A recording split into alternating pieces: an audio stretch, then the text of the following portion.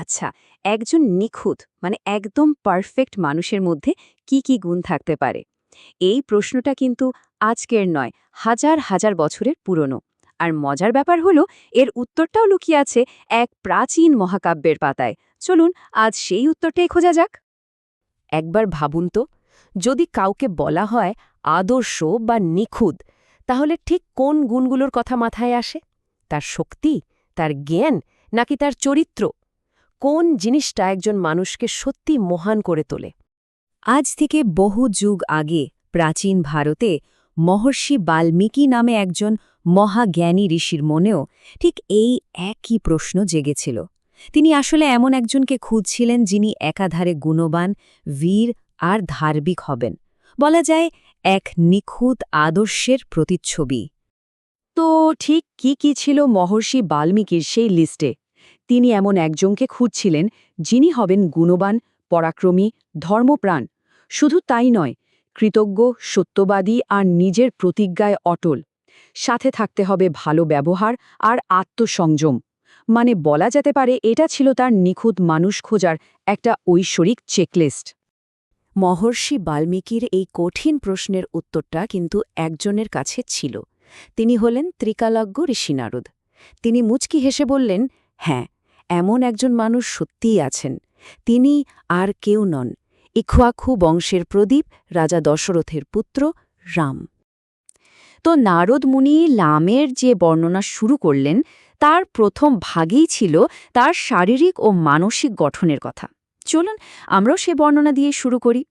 দেখা যাক একজন আদর্শ পুরুষের ছবিটা কেমন হতে পারে। দেখুন, এই বর্ণনাগুলো কিন্তু শুধু সাধারণ প্রশংসা নয়, প্রত্যেকটা শব্দের গভীর অর্থ আছে। যেমন সমবিভক্তাঙ্গ হল একেবারে নিখুঁত, সুঠাম দেহ। আবার আজানুবাহ হাঁটু পর্যন্ত লম্বা হাত, এটাকে কিন্তু তখন শুধু দেখতে সুন্দর লাগত, তাই না? এটাকে বীরত্ব আর রাজলক্ষণ হিসেবেও ধরা হতো। আর এর সাথে দেখুন তার বুদ্ধির জোর। তিনি বুদ্ধিমান প্রখর মেধাবী। স্মৃতিমান তার স্মৃতিশক্তি ছিল প্রখর, কিছুই ভুলতেন না। আর বাগ্মী অর্থাৎ তার কথা বলার ভঙ্গি ছিল অসাধারণ। একদিকে যেমন শারীরিক শক্তি, অন্যদিকে তেমন ধারালো বুদ্ধি, দুটো মিলেই তৈরি হয়েছে তার ব্যক্তিত্ব। তবে শরীর বা বুদ্ধি তো বাইরের জিনিস, তাই না? আসল পরিচয় তো লুকিয়ে থাকে চরিত্রে। চলুন এবার রামের চরিত্রের সেই দিকগুলো দেখা যাক যেগুলো তাকে সত্যি বাকিদের থেকে আলাদা করে তুলেছিল। নারদ বললেন, রামের চরিত্রের মূল ভিত্তি ছিল এ গুণগুলো। তিনি ধর্মজ্ঞ, তিনি খুব ভালো করে জানতেন কোনটা ঠিক, কোনটা ভুল আর তার কর্তব্য কী। তিনি সত্যসন্ধী, একবার কথা দিলে আর তার নড়চড় হতো না।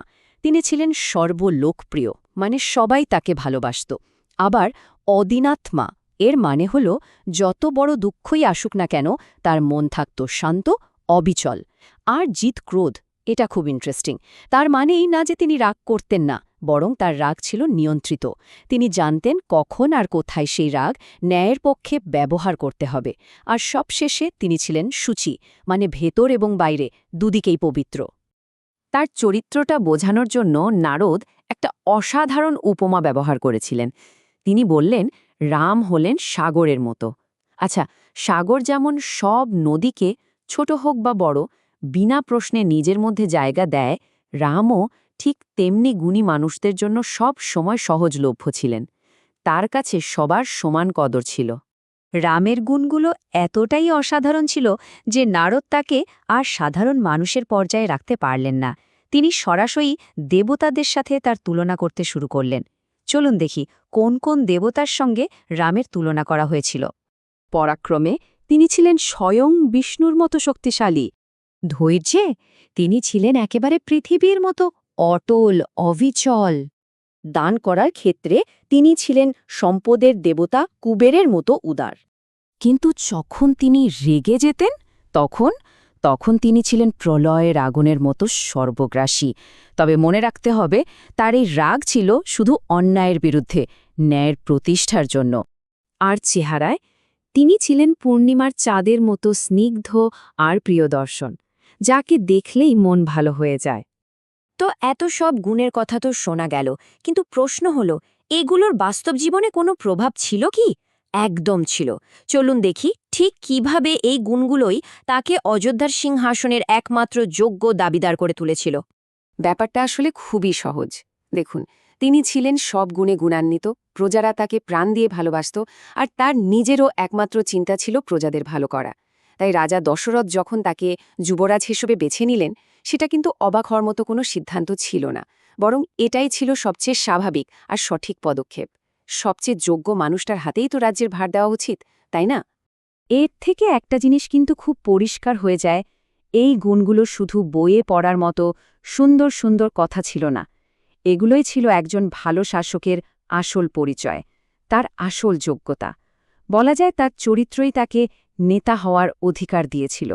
হাজার হাজার বছর আগের এই বর্ণনাটা কিন্তু আজকের দিনেও আমাদের একটা বড় প্রশ্নের সামনে দাঁড় করিয়ে দেয়। আচ্ছা, আজকের পৃথিবীতে একজন আদর্শ নেতার মধ্যে ঠিক কোন গুণগুলো থাকা উচিত?